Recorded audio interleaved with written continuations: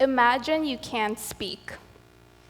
Imagine that you spend your days in silence, even though you're capable of talking, but you can't actually speak in front of others, or at least not in front of people who aren't close friends. Imagine that your hands start to sweat, your heart starts to race, and you feel like you can't breathe just at the thought of walking into a room full of people. You look at the ground whenever you walk down a hallway. Make sure to make yourself as small as humanly possible. There are days when you can't leave your own home because the anxiety you feel makes you dizzy. Imagine you can't do basic everyday tasks. My name is Vite, and my voice has been controlled by social anxiety disorder. Social anxiety is defined as the fear of interaction with others that brings on self-consciousness, feelings of being negatively judged and evaluated, and as a result, can lead to avoidance. I hate that definition. Anyone can be nervous when meeting new people, and anyone can feel self-conscious when trying to make a good impression. According to that definition, everyone has experienced social anxiety, and that's just not the case. When I think about social anxiety, I think of an out-of-focus camera. I know that it might sound strange, but whenever I'm in a situation where I can feel my anxiety acting up, I feel like I'm out of focus. I want to be involved, I want to be included in conversations, want to be able to laugh and joke around and just be myself. But just how an out-of-focus camera can't snap the perfect picture, no matter how much it zooms in and out, I can't seem to find the perfect moment to actually participate and interact with others.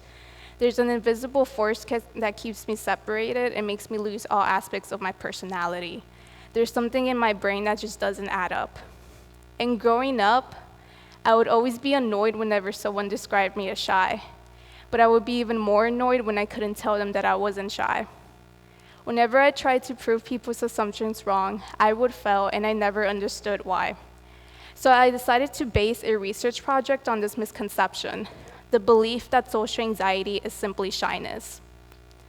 Researching social anxiety, while informative, was really depressing. Every article I found read along the lines of, people with social anxiety are more likely to be depressed because they spend most of their time alone. They're more likely to become alcoholics and addicted to drugs because that makes interacting with people easier. They're more likely to have low self-esteem because they get frustrated at their inability to socialize. And they're more likely to have a bunch of other mental disorders I didn't even know existed. It was a laundry list of negative things. Even the acronym for social anxiety disorder spells out sad. A study published in 2011 by the American Academy of Pediatrics showed that people with social anxiety are more likely to develop additional mental disorders and will have more problems at school. Because of all the research I was doing, all I could think about was social anxiety. I analyzed everything I did and would get frustrated whenever I showed any symptoms, which only made my anxiety worse. And some of the symptoms of social anxiety I realized I did on a daily basis included not being able to answer most phone calls, not being able to take notes in class unless everyone else was taking notes, rehearsing conversations for weeks before approaching someone, not being able to sleep if I mispronounced something in a speech, having to have my phone in my hands a majority of the time, having to force myself to eat food in front of people, constantly making excuses to get out of events, and making myself sick from overthinking. That is not shyness. Shyness is a personality trait. A person who is shy will eventually feel comfortable in a social setting. People with social anxiety don't. I didn't want to continue my project because all this information was overwhelming me. But I knew that this was something I didn't want to give up, so I decided to try and change my outlook of social anxiety. I made the personal goal of my project to think of social anxiety in a more positive way. One day, I created a list titled Perks of Having Social Anxiety Disorder. Granted, it was a very short list, but it was a list nonetheless. And one of the things I wrote on that list really stood out to me, and that was understanding people and body language. I spent most of my childhood observing people because I couldn't interact with them. I didn't speak in public until the 3rd grade due to selective mutism, a common feature in children who are later diagnosed with social anxiety, where they can only speak to close family members. I would sit by myself. I could only answer yes or no questions by nodding or shaking my head. The other students thought I couldn't talk, and adults thought I was doing it for attention. At 6 years old, I was traumatized when a teacher pulled me aside and decided that screaming at me to start talking would cure me. And all of this happened because they didn't understand. They never suspected or had probably never even heard of social anxiety. But as a child, I spent most of my time trying to figure out how other people could start conversations, and I learned things. I learned how to look for positive and negative body language. I learned how to spot the small details most people missed, and I learned how to understand people. So if I can understand people, why do I have social anxiety? Doesn't that defeat the entire purpose of it? Even when I finally managed to speak in public, my anxiety didn't go away. Doing the speech while listening to music is a prime example of that.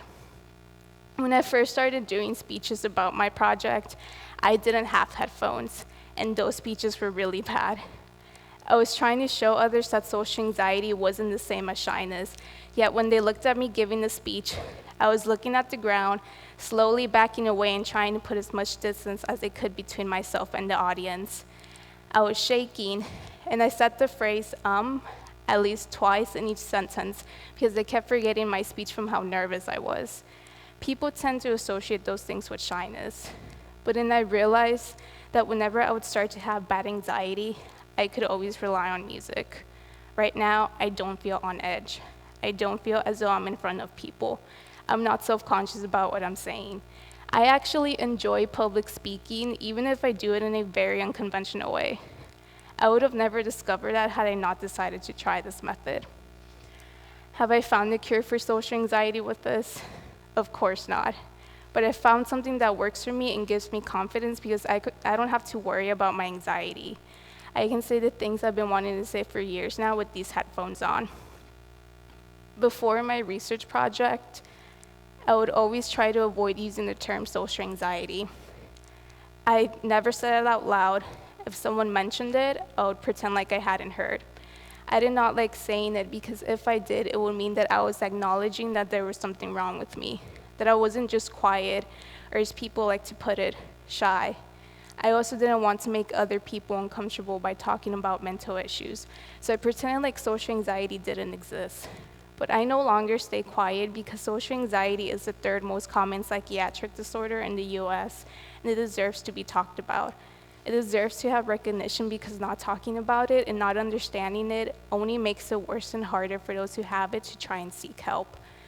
I will continue to try and be as open as I can about my anxiety, even if it goes against everything my disorder stands for, because calling it shy is not okay. Social anxiety should not be trivialized and be turned into a personality trait. Comparing shyness with social anxiety is like comparing a paper cut with a broken leg. You wouldn't tell someone in a wheelchair to just stand up and start walking. So why would you tell someone with social anxiety to just put themselves out there and talk to more people? Mental illness is just as serious of an issue as a physical disability. Just because you can see the problem doesn't mean it doesn't exist. Dealing with anxiety is like having a constant battle with your brain. Some days you win, others you lose. Anxiety is insanity. That's the best way I can describe it.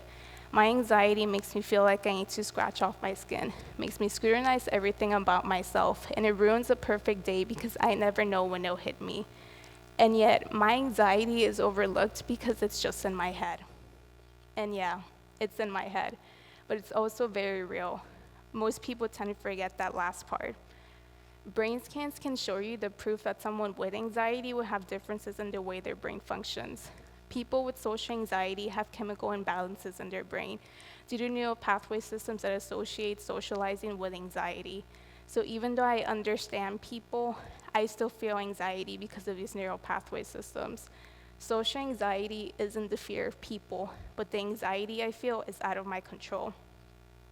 When I first started my project, I didn't want others to know I had social anxiety. But then I realized that it's easier to get someone to understand something through a story instead of facts and statistics.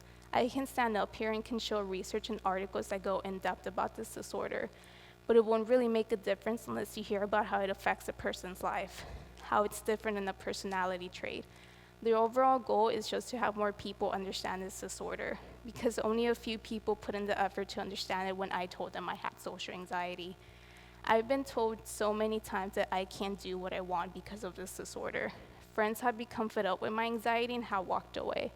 I have hundreds of articles telling me that I'm not going to be successful. But I won't be another person that proves their data right. I won't fall into the stereotype and the belief that people with social anxiety are destined to stay silent about their disorder. Because of this project, who I used to be would not recognize herself. The little girl who vowed not to speak on the first day of pre-K because it caused too much anxiety, who had to sit in silence by herself for years, who rehearsed conversations in front of a mirror, and who dreamed of one day being able to use her voice, will be amazed at who she has become. The girl I was last year wouldn't believe that she's standing up here giving a speech, and that for the last couple of minutes I haven't been listening to music. But throughout this year, I've come to accept my social anxiety. My social anxiety isn't something that's going to disappear, but I found ways to manage it. I know that there's days where I'm going to feel like I can't function because of my anxiety, but I also know that they'll pass because I've somehow managed to fit my anxiety into my daily routine.